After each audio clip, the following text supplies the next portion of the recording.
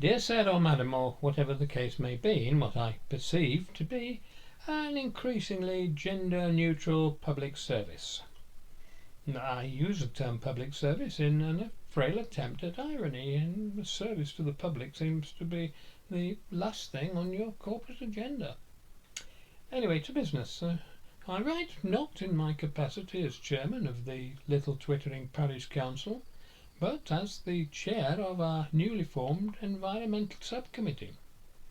The council has, by resolution, delegated to the committee the task of dealing with what has become known locally as the Big Stink. Now, initially it was just a stink, a rather unpleasant odour settling over the village at dawn and dusk. Bettina suggested that it emanated from the local farm, but when confronted with the allegation, the farmer, Mr. Newitt, denied any responsibility.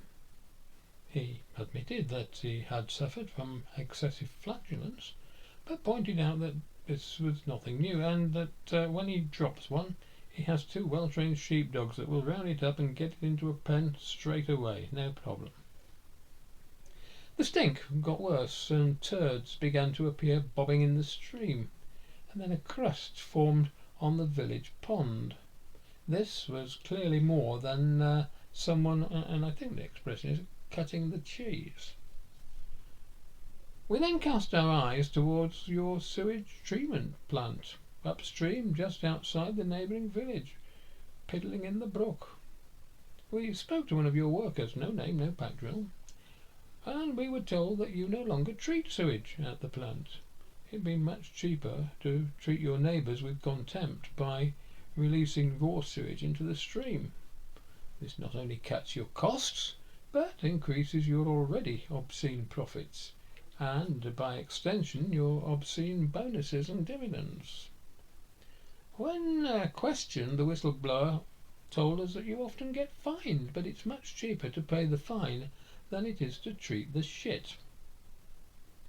All that said, you continue to extort money from your customers. Your bills increase year on year, and you sit with your hands outstretched begging for government bailouts.